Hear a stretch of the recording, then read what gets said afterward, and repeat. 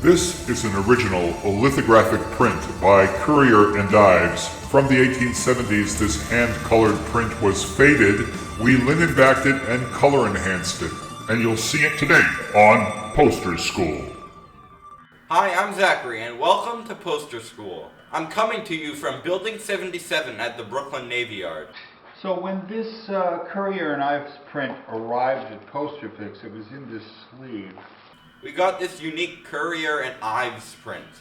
It was yellow from exposure to dirty air and needed to be bleached. A strawberry feast. This Currier Ives Litho was printed at 125 Nassau Street. The back of it has no tape. It's just got acid burn. This is the place where you learn about the restoration of old posters. It starts with linen backing. Linen backing is a process where we take a vintage poster and mount it to a piece of acid-free paper and cotton canvas. So I'm thinking about linen backing as it is. I've just got one spot available on a screen. I've been linen backing today, as you can see, and I've got this here spot. He's going to start by putting the wheat paste directly on the acid-free paper. My dad is ready to linen back this poster. Well, after he has pasted the poster, it takes a lot of experience to lift up wet paper without ripping it.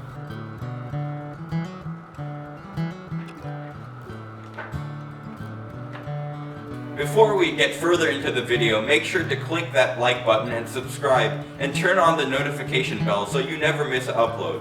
And it's free, and you can always unsubscribe later. This is a hand-colored antique lithograph print. Currier Ives was a successful American printmaking firm headed by Nathaniel Currier and James Merritt Ives.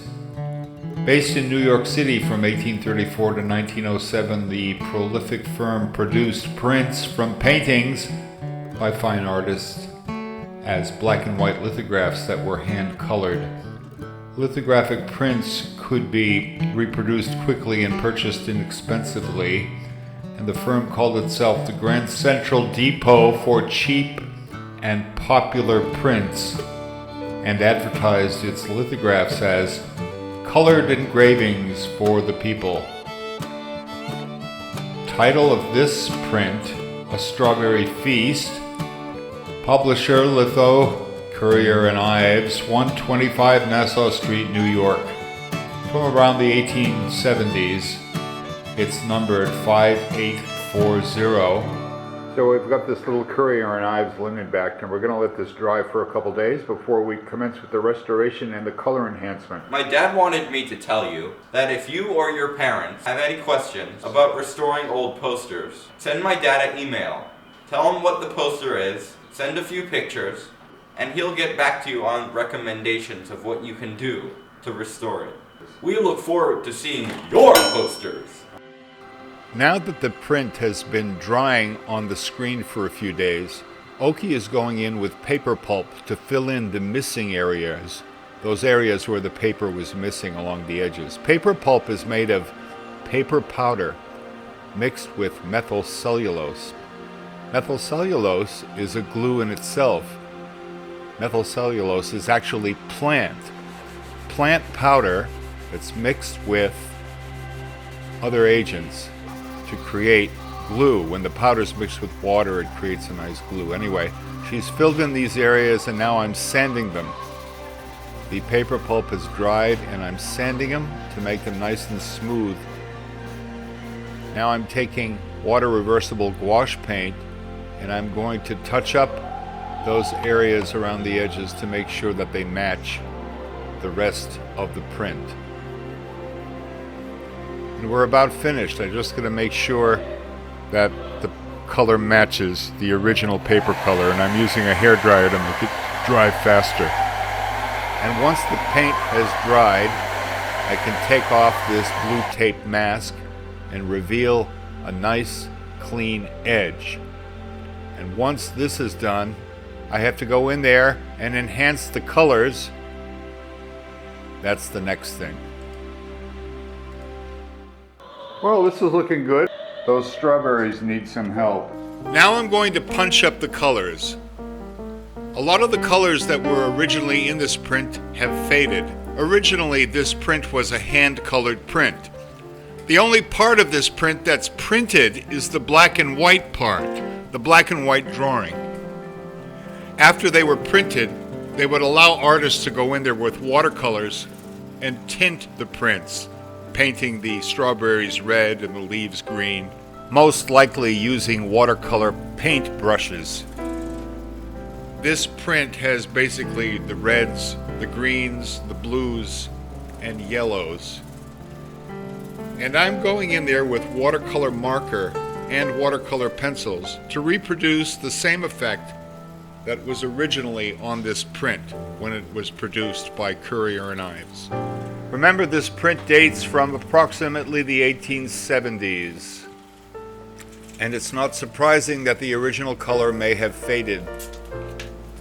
Currier and Ives was a very successful American printmaking firm based in New York City from 1835 to 1907, headed first by Nathaniel Currier and later jointly with his partner James Merritt Ives.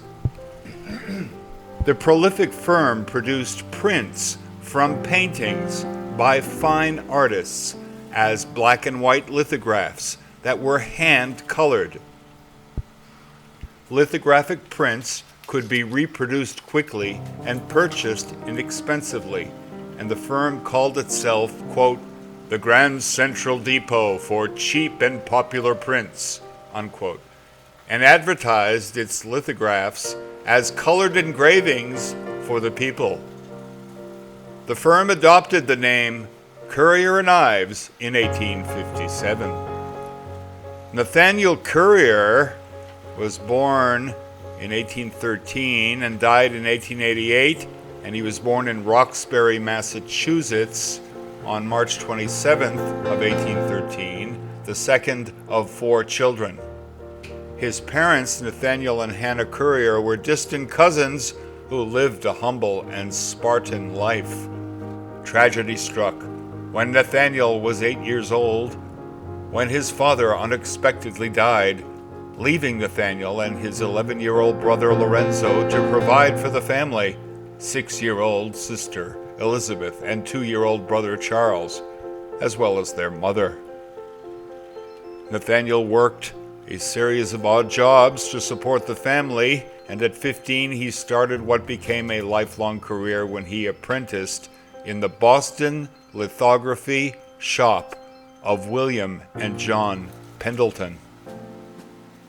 In 1835, he created a lithograph that illustrated a fire sweeping through New York City's business district. The print of the Merchants Exchange sold thousands of copies in 4 days.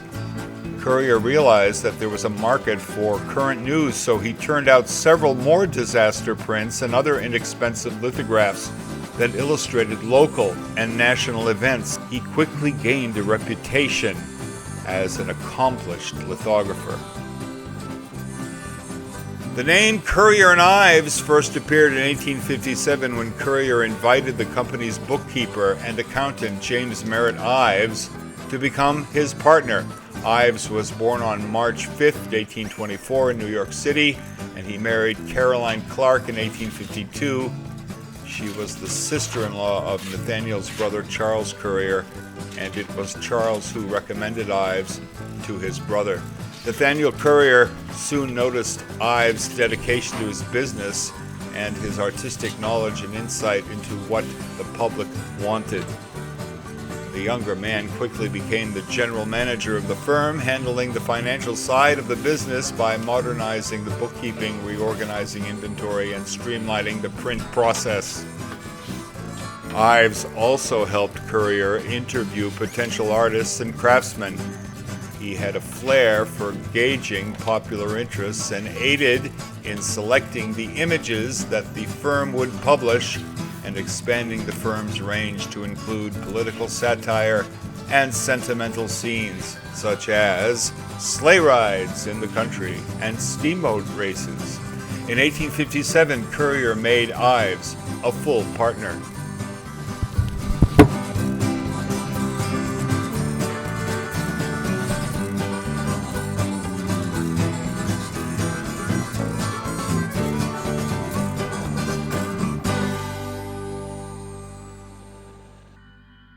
This brings us to the end of another episode of Poster School. Please like and subscribe, and I want to thank you for joining me. See you next time.